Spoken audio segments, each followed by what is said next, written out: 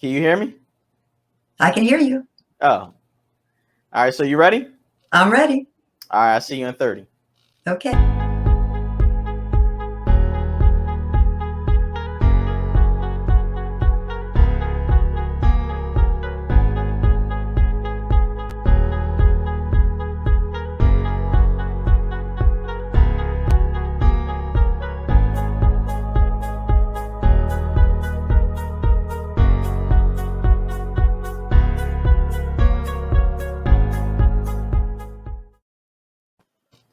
So what's going on, family? I appreciate you guys tuning in with Half Hour of Power with your brother. Opinion. Maybe one day I'm gonna get somebody to be on cue with me. So how you doing? I think it's a delay because I said it on time. Oh yeah, it's okay. You know, we gotta put our faith in technology. Hey. The pandemic. You know what I mean? You got to take a deep breath and go, opinion. So you know, obviously we can't be in person. I mean, we can, but you know, social distancing, things of that nature. I guess the first question I would have for you is, what have you learned about yourself in this pandemic? Well, fortunately for me, I've been working solo for, 35 years off and on. And so this pandemic has done nothing to change what I already do. I'm already a solopreneur working from home, so I have already had that mindset of being isolated. And I've been really productive during this time. Oh yeah. That's good. So when I think of you, like what comes to my mind is like when you get in a mortgage, they say first time home buyers program. Mm-hmm. So my question to you, in your first time writers program, what will we learn from you that you had to learn the hard way? Well, I've been writing from the time. Writing is natural. It's how you write. That's the key. How do you take what you do in conversation? Because what you're doing is just taking words that you speak and putting them down on paper. And that is really the challenge of the first time writer who wants to become published. They're constantly in conversation with their friends as far as, what their big idea is. They come up with a character or they have an experience in their life that they want to talk about. So how do they take it from here and put it down on paper or put it, type it into the computer? That's the challenge. And what I take from my experience is just basically getting over the insecurity about sharing that information with people. Nice. That's the biggest hurdle. People. So TD Jakes makes a statement that I struggle with, and he says that in his life he learned to take relationships over resources. Now for me, I just want the bag sometimes, as they say, the money bag, and I don't forget the people, just give me the bag. I don't need people.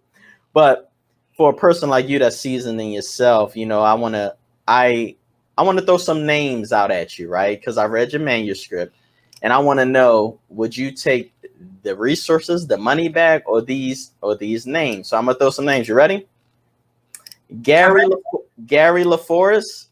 Oh, gosh. Davita Coe. Donald Carper.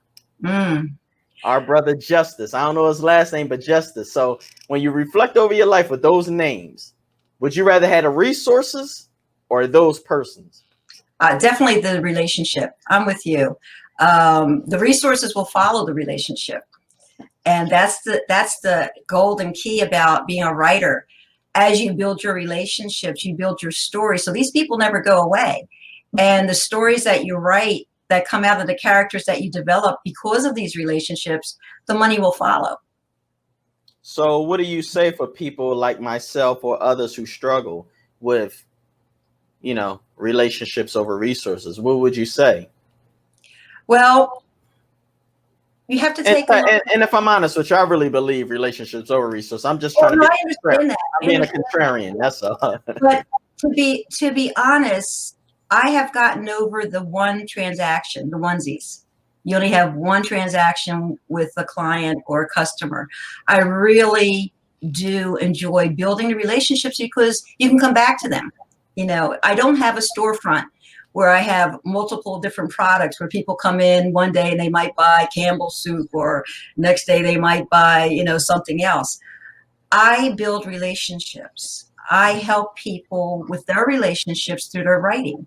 So Nice. for me, relationships is key. As I said, the money resources will come. So what about those names I threw out there? They were pivotal in your life? Oh, yeah. Gary LaForest. Oh my God. Gary, he was a whirlwind in my life. He was a Oh yeah? client of mine. He was a client of mine. We shared office space. His office was across the hall from mine. And Gary had this cat, Tiger. He was a Maine Coon. He was a beautiful cat. And I met Gary through his cat, Tiger. Tiger would knock on my door and want to come in. We were in a real old building in Haddonfield, New Jersey.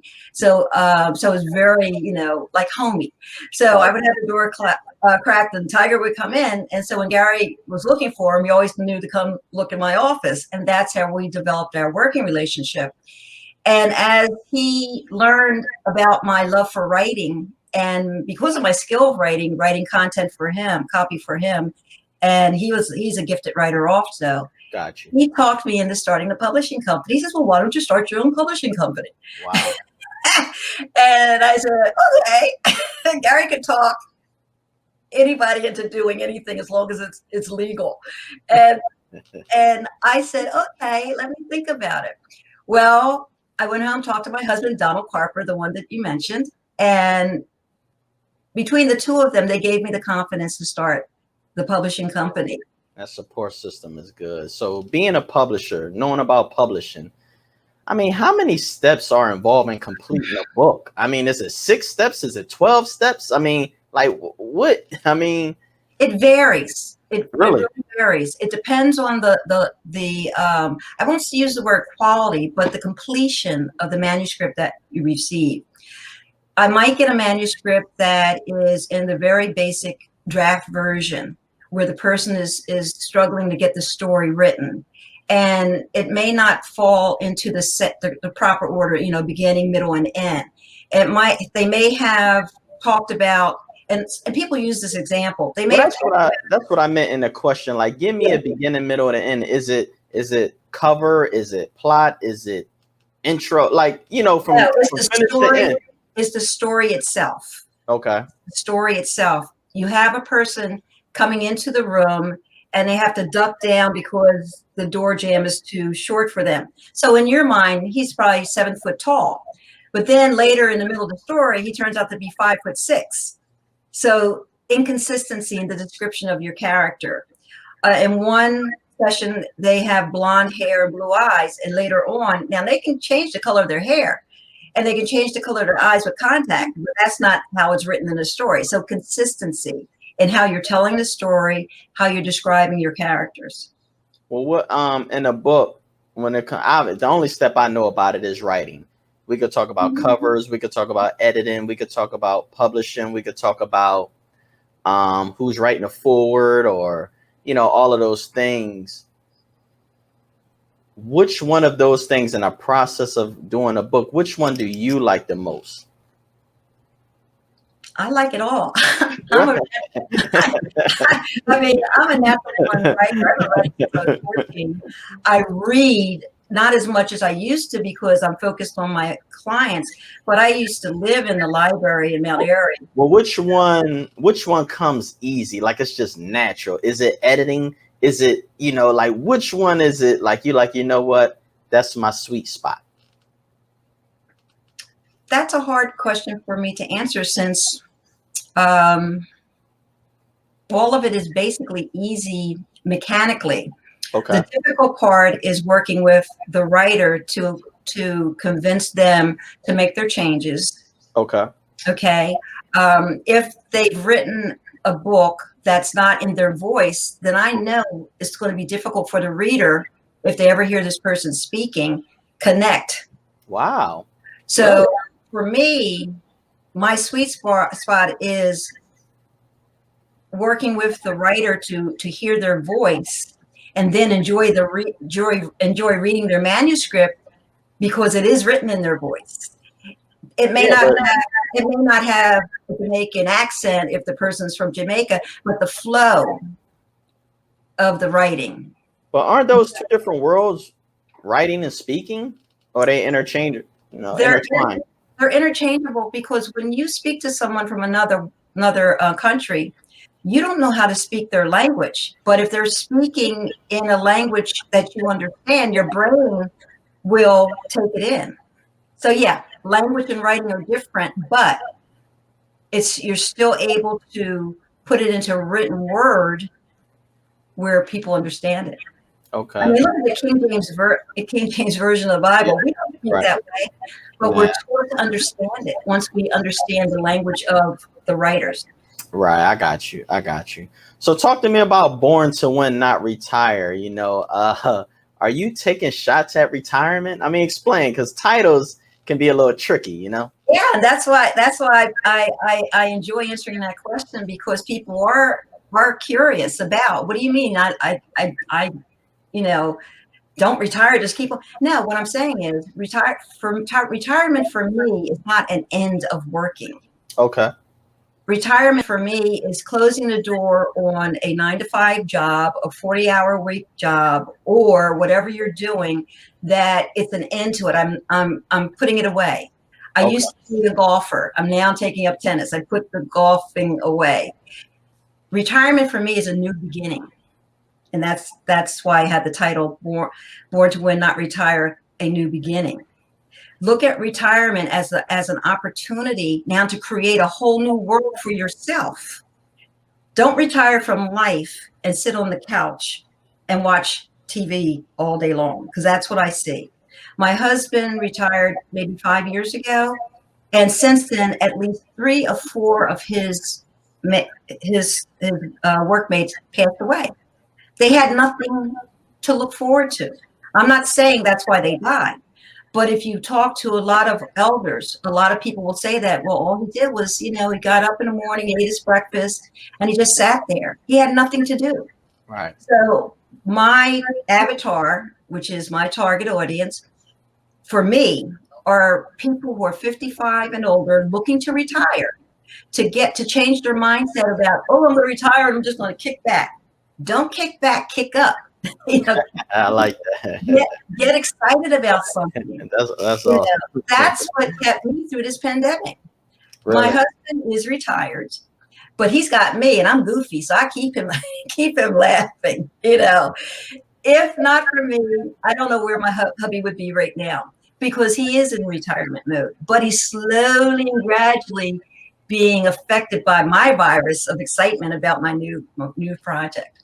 Nice. I want to talk to you about something that you have been born into, which is generational wealth. I read about your great-grandfather, your grandfather, even your dad. I mean, your dad played golf. I mean, that's unheard of as a black man. And I learned a long time ago, you never ask a woman her age and her weight. Oh, I don't mind. But when you were born, when I was born, you were in your early 30s. I don't mind telling my age. That's my lead. My question is, those 3 generations of black men, for you to grow up seeing that, like how did that impact you as a young lady? Because you just don't hear black men reigning and ruling from that area of entrepreneurship. That's true, and I have to correct you. It wasn't generational wealth as far as money is concerned, but it was wealth of experience and mindset. Yeah, well, yeah.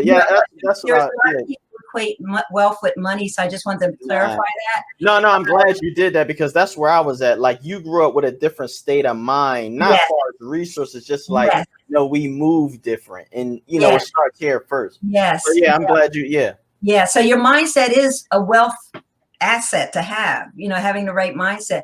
Oh my God, I love my pop. I didn't know my great grandfather because I was. But you heard some great things. I was about 6 when he passed, but I heard the stories.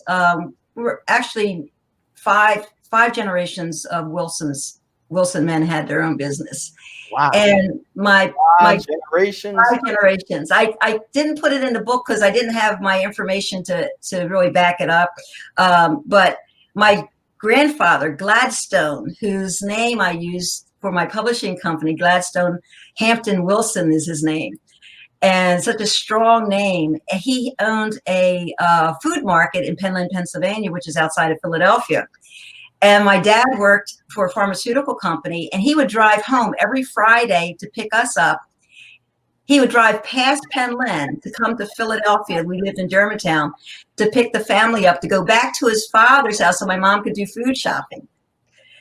And as a little girl, to walk into my grandfather's store, I mean, that was such a rush. That planted the seed. Yeah.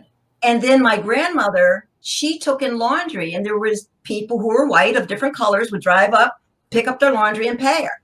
So the home business, the home-based business was there also for me to see. Wow. My father, as I said, he worked for a pharmaceutical company for, I think, 35 years before he retired. But during that time, in the late 50s and 60s, he golfed, as you mentioned, with a black Negro amateur golf league. And they Never heard of it. I know, and I've been researching, and my pop died in 1990-91 before, I started a publishing business and really got the fever of legacy building. And I've been searching, and all of his friends, they're all passed. They would be in their 90s now. And they would down. I heard of the Negro League in regards to baseball, and they never associated golf with black men. Exactly. And there is still an organization. That's part of my project to go dig deeper. But yeah, I got the book from very age. And my dad, again, he worked 35 years full time for Merck. And then he started his own chip and putt, miniature golf. Wow. And that's so awesome. Blessed because there were certain doctors at Merck that saw my dad's potential, and they invested. Wow. Well, God bless you. I mean, I see where you got the state of mind at. I see you was raised with that generational mindset, generational wealth, not money. It's just the state of mind. So I'm looking at your background, and I got to ask you a question. I see you got a bookshelf. I see you got books. So, as time evolved, did you evolve? Like, what's your take on e-readers? Or you think, what, every house need to have a bookshelf and books on it. Like, when time moved to these e-readers, like, what's your take on? Were you upset, or you still like the actual tangible book? No, I never get upset about anything that is productive. I'm a techie at heart. My background, my job when I left corporate, I was a IBM mainframe computer programmer. Oh, check you out. And the reason why I had the gumption to start my own business was because I had elevated to a junior project leader on the first IBM computer project. So I'm a hidden. Okay, thing. So your e-reader, you probably got an iPad or something. I don't have an iPad, but I do have a tablet. Yeah. So yeah. I mean, to answer your question, books and tablets work for me. Okay. Okay. If I'm sitting somewhere like in the laundromat and I got a tablet, I'm fine. If I'm on a beach, I can't read with the sun on the tablet. So I want a book. Well, I think the Kindle. They said the Kindle, I don't know if it's the Kindle or the Nook. One of them is intentional to look like a book, like the literature, the black and white. I'm not sure. They do. So on a beach, you may not have that color screen. You flip it, but it's the display quality that I don't know if they've increased it, to. Yeah, I'm not sure. Because that was one of the biggest complaints was, well, when I'm on a beach, I can't read it, I haven't been to the beach for a very long time, but I have no problem.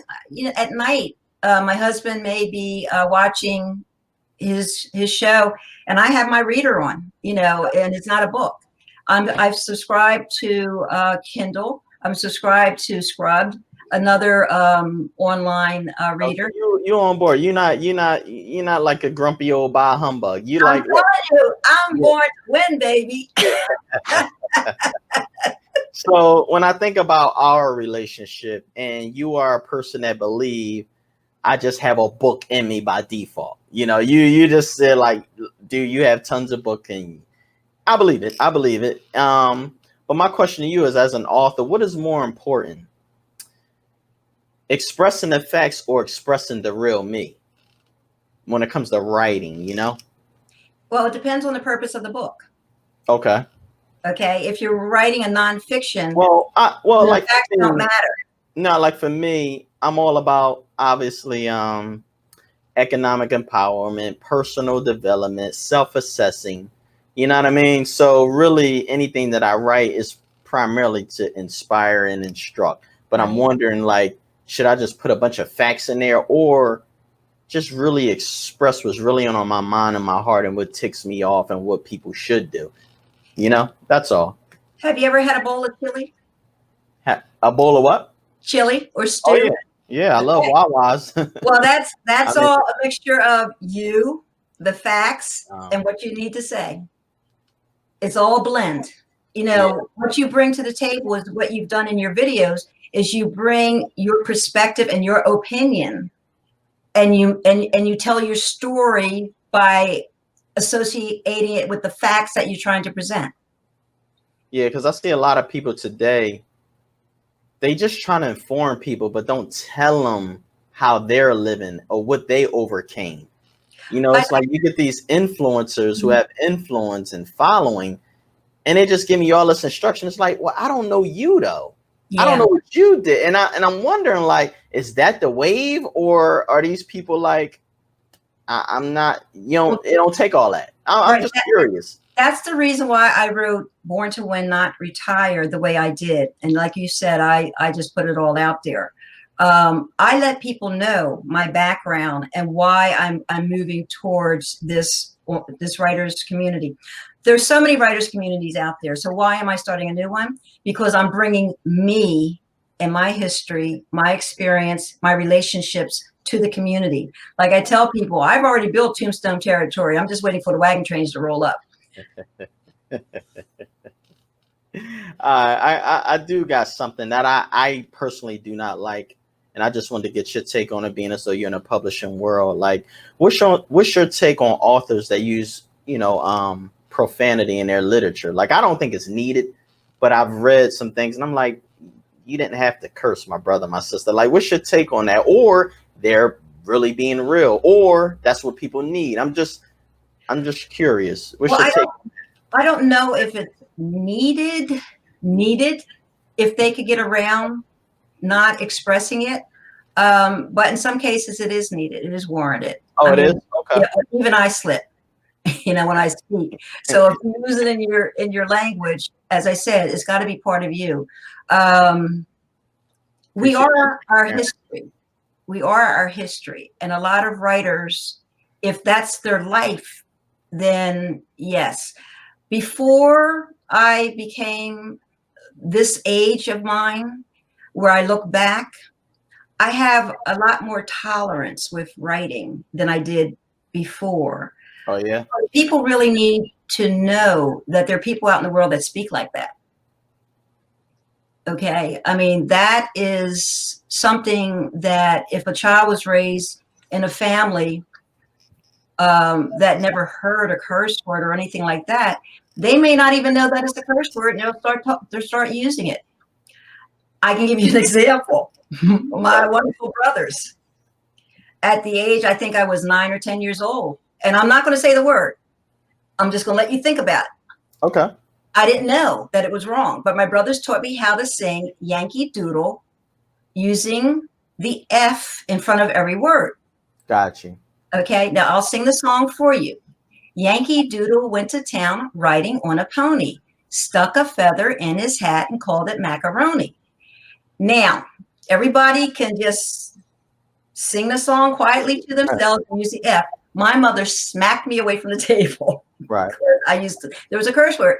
But as an innocent, I didn't know it was a curse word. They set you up. They set me up. So what I'm saying is, no, I don't want to see profanity on my TV. Okay. But if for whatever reason they reach a certain age in life that they read certain books and there are curse words in it, they need to be aware. Right. It's all about being aware. Yeah, I want to talk about a couple quotes you wrote in your manuscript. And you said, "I am no longer swayed by others." How is that? I am no longer swayed by others who seem to have it more together than I. And like, when did you know you had it together, or when did you just stop looking at other people and just say, you know what, I'm okay? When I got to the point where I was really depressed, trying to chase other people's what they've done, and I looked around and I really got into my devotional and prayer, and I realized I have enough. Nice. But what I have may not be the financial what I want, but I have enough to take me through my day-to-day life and find my joy and my happiness and my I think peace. we all battle with that. Yeah. I think we all, that's just part of the human. That's it. But yeah, I have to say, I've gotten to my level, like this room here. This is I don't have a man cave, but this is my cave. Oh, yeah, that's your sanctuary. This is where I come for peace, and I do you have to find, I have the Lord, and, I'm not ashamed to say that. And once I built that relationship to a level, I don't chase after other people to get what they have. Praise God. I chase after other people to gain knowledge that they may have that I don't have. Nice. Well, Deborah, is it Deborah? I mean, No, you got it right, Deborah. Okay. But look, that's another story. I'm looking at our clock. We had 27 minutes, and my final segment. Number one, thank you. It went fast. You asked everything. You answered everything. And my last segment is something I entitled About You. Now, there's some ground rules. I'm going to run you off a series of questions, and you have to answer you have to answer from one of my selections. Okay. So it's about 12 of them, and I'm gonna say something, and you just give an answer. I'm gonna go to the next one. You go there, and it's just about you, things that we couldn't touch, but by me doing research and getting to know you, I just came up with these things, and I did it to the last guy, so I'm gonna do it to you, and it's called. I apologize for my senior moments. It's okay.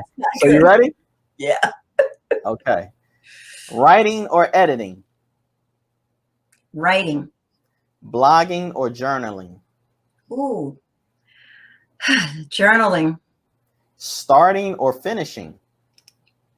Starting is always fun. Wine or whiskey? Wine. It's better. Hardcover or paperback? Paperback. Paper and pencil or typewriter? Paper and pencil. Documentaries or novels?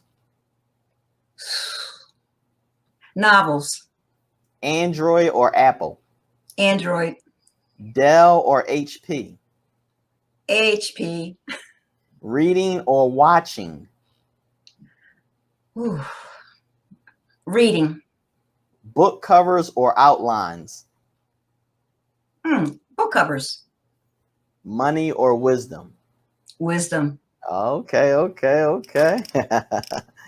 Well, Deborah, thank you. I appreciate you. Anything you want to say, before we close out? No, I just want to thank you for this opportunity. Anytime I get a chance to talk, I never pass it up. Oh, yeah, you're a talker? Oh, yeah, I'm a talker.